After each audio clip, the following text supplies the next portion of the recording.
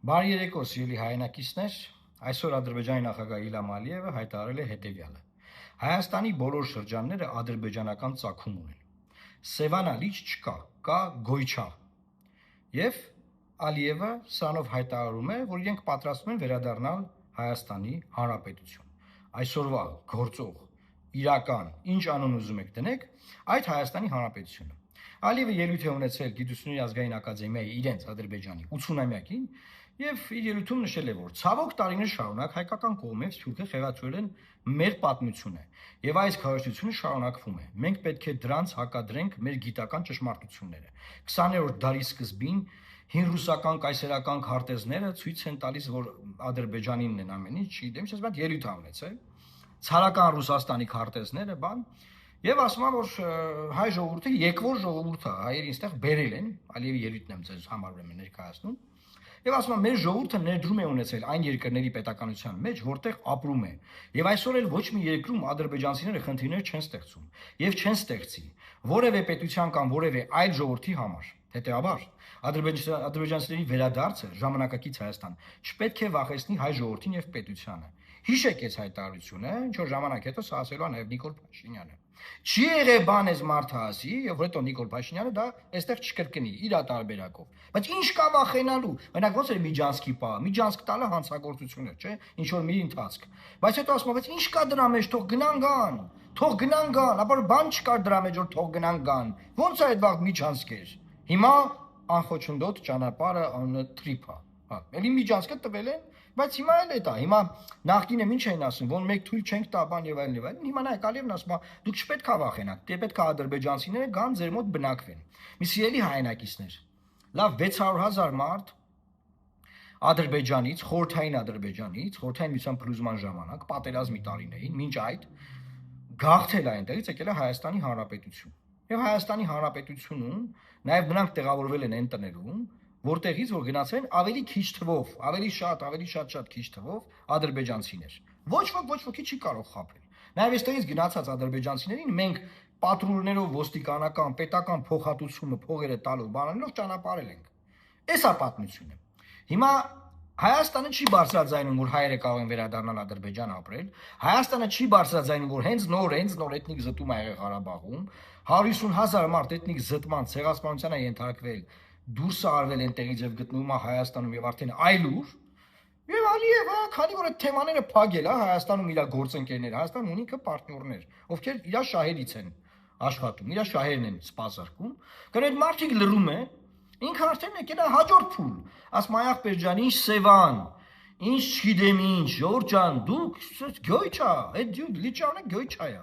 Հաջորդը գալու են ասեն մենք գալիս ենք այդ դրա փամեր շրջաններում պիտի ապրենք։ Հիմա այդ լճանը Գյոյչա է։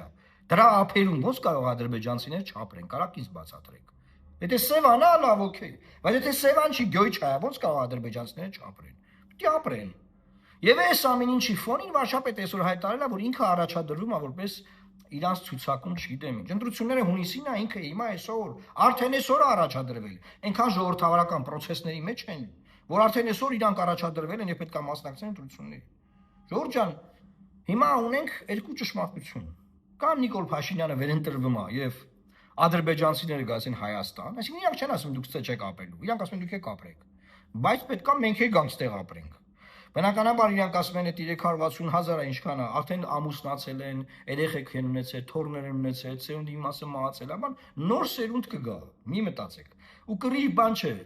Պետական Ադրբեջանի նախագահականի ինքնաթիռեր եկել, տեսակ ադրբեջանցիներին բերել էստե ռոպագանդիստներին, Լաչինի Միջանցք փագող ստահակ տականքներին։ Այդ դրանք եկել են, հիմա ուրիշները կգան, հետո մի ուրիշները կգան, հետո մի ուրիշները կգան։ Մենք գալիս ենք, ախպեր։ Որն է հայ ժողովրդի արձագանքը, որն է Հայաստանի պատասխանը։ Զրո Նիկոլ Փաշինյանը առաջադրվել է, որ նորից ուզում է դառնա էլի վարչապետ։ Սիրելի հայրենակիցներ, այս ամեն ինչը կանգնեցնելու համար այդ համանությունը փոխել։ Հիմա նայեք, Արադ լեռը հանեցին կնիկներից։ Հիմա զինանշանի վրայից են հաջորդը հանելու։ Հետո Սևանը Գյոյչա են կոչելու։ Այսինքն այս process-ն ինչի համար, որովհետև Ադրբեջանի եւ Թուրքիայի պլաններում չկա Հայաստան։ Կա Հայաստան, որը կոչվում է Արևմտյան Ադրբեջան, եւ եթե դուք խելոք մնաք որպես Արևմտյան Ադրբեջան, այստեղ կզետեղվեն ադրբեջանցիներ, բնականաբար կբազմանան ավելի շատ հայ ադրբեջանցի կլինի ժամանակի ընթացքում, քան հայ, Եվ այս երկիրը կվերցնեն իրաց ձեռքը շատ հանգիստ։ Ստրատեգիան սա է, պարզ է։ Բոլորը տեսնում են, բոլորը գիտեն, բայց հանգիստ ինչ-որ բաներով են զբաղված։ Ասենք, բանը օրվա մեջ բոլոր պետական պաշտոնյաները 50 հատ ստատուս ու հայտարարություն են գրել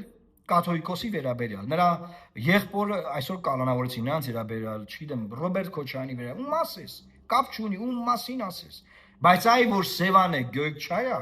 այդ դրա մասին արձագանք չկա։ Հիմա Ժողովուրդ ջան կամ Նիկոլը ընտրվում է, Սևանը դառնում է Գյոյչա, Արալդերը դուրս է գալիս Զինանշանիվից։ Հայաստանը հարմարեցվում է ադրբեջանցիների վերադարձին, եւ ադրբեջանցիները ասում են վերադառնալ։ Կամ Նիկոլը չի ընտրվում։ Եվ այս երկիրը մնում է Հայաստան։ Հայաստան, ոնց որ կա Հայաստան։ Երկու օր առաջ մի կին այնց գրել, ասում է պարոն Մարուքյան, ես տեսա,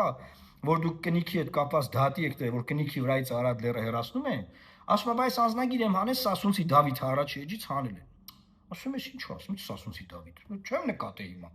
Գնում եմ վերցնում եմ կեսաչափական անձնագրից մեջ կա Սասունցի Դավիթը։